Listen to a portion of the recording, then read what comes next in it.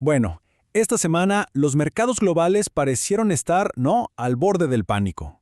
Pero si miramos bajo la superficie, la verdad es que se movía una lógica bastante fría y calculada. En este análisis, justo eso vamos a hacer. Vamos a desglosar esa tensión, a entender qué fue lo que la provocó y sobre todo qué nos enseña sobre los movimientos que vienen. A ver, la gran pregunta que estuvo en el aire toda la semana fue justamente esa. Lo que vimos, ¿fue el comienzo de una caída fuerte, puro pánico? ¿O en realidad fue algo más pensado, una recalibración de expectativas? La respuesta, como se imaginan, no es simple, pero es la que define toda la estrategia a seguir. Ok, vamos a desglosar esto. Para entender bien qué pasó, lo primero es, bueno, tomarle la temperatura al ambiente global. ¿Estábamos frente a un miedo irracional o había algo más detrás? A esto es a lo que llamamos tensión controlada. Miren, el concepto clave, la idea que hay que tener en la cabeza para entender esta semana es el de risk-off controlado. ¿Y qué significa esto? Imaginen una evacuación de un edificio. Una cosa es una estampida, un caos total, y otra muy distinta es una salida ordenada, fila por fila, con calma. Bueno, eso fue el mercado esta semana. ¿Un movimiento hacia activos más seguros? Sí, pero con disciplina, sin desesperación. Y ojo, esta idea de una retirada ordenada no es solo una corazonada, ¿eh? Se apoya en tres señales muy, pero muy claras que vimos en el mercado. Por un lado, los rendimientos de los bonos del Tesoro de Estados Unidos cayeron. Esa es la señal clásica de que los grandes capitales buscan refugio, anticipando que las tasas van a bajar. Al mismo tiempo, los commodities nos contaron una historia un poco dividida. El oro, un clásico, subió, pero el petróleo no se desplomó, lo que sugiere movimientos más tácticos que pánico generalizado. Y la prueba de fuego, la definitiva, fue el VIX, el famoso índice del miedo. Después de un pico inicial, se calmó. El mensaje no puede ser más claro. Hay cautela sí, pero no hay pánico. Entonces, si juntamos todas las piezas, el punto crucial es este. La lectura de los grandes fondos, la visión institucional, no es que el mercado esté colapsando. Para nada. Es que está represificando. O sea, está ajustando el valor de los activos a una nueva realidad de tasas e inflación. Es un movimiento de ajedrez. No es que alguien esté volteando el tablero. Y lo más interesante es que todo este gran movimiento de ajedrez fue provocado por una sola pieza, por una única cifra que lo cambió absolutamente todo. Así que ahora nos vamos al epicentro de la semana, el dato de inflación en Estados Unidos. Pensemos en esto. En medio de toda la volatilidad, un solo número, un dato, logró calmar las aguas y cambiar por completo la dirección del mercado. La pregunta es obvia, ¿no? ¿Cuál fue exactamente ese dato que funcionó como el punto de inflexión? Y aquí está, 2.4%. Esa fue la inflación interanual de enero en Estados Unidos. Y lo más importante no es solo el número en sí, sino que salió por debajo de lo que todos esperaban. Fue literalmente como un suspiro de alivio colectivo que le permitió al mercado no solo estabilizarse, sino finalmente recuperar terreno. Ahora, lo verdaderamente interesante de este dato es que nos confirma dos realidades que están conviviendo en el mercado de Estados Unidos.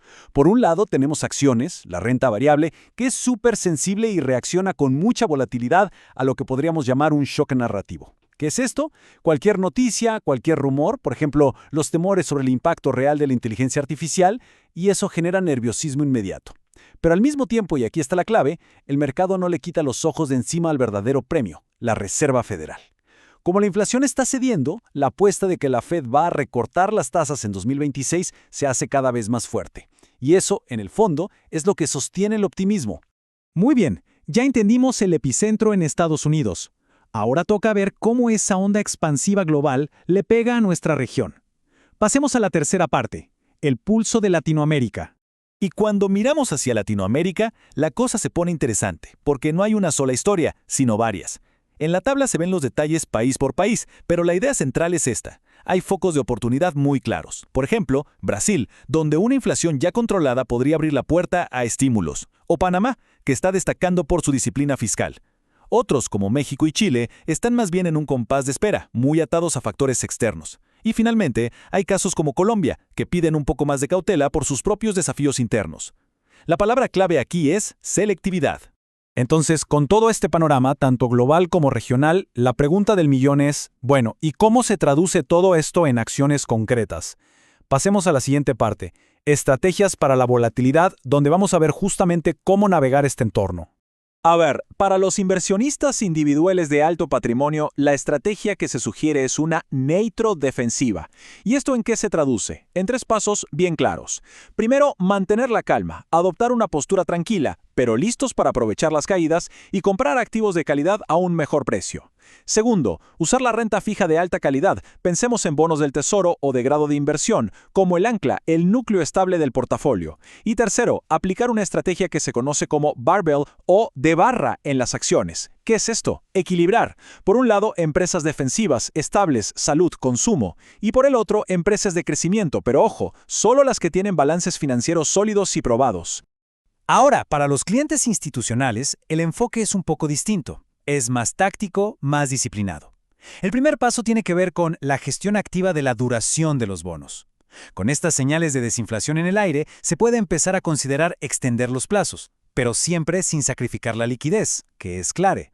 El segundo paso es ser hiperselectivo en Latinoamérica, enfocándose en esas historias puntuales que mencionamos, como la oportunidad táctica en Brasil o la defensiva en Panamá.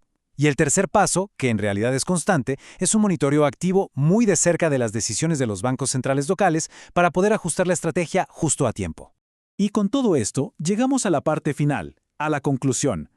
Si hay una sola lección que nos deja una semana tan movida como esta, es la que le da título a esta última sección. Anticipar, no reaccionar. Esta frase de verdad lo resume todo. La volatilidad que vimos fue una prueba. Castigó a quienes reaccionaron al ruido del momento, al tweet, a la noticia de último minuto, y premió a quienes tenían una tesis clara sobre los movimientos de fondo. Porque al final del día, en los mercados, la estrategia no es reaccionar, es y siempre será anticipar. Y claro, para poder anticipar hay que saber dónde mirar.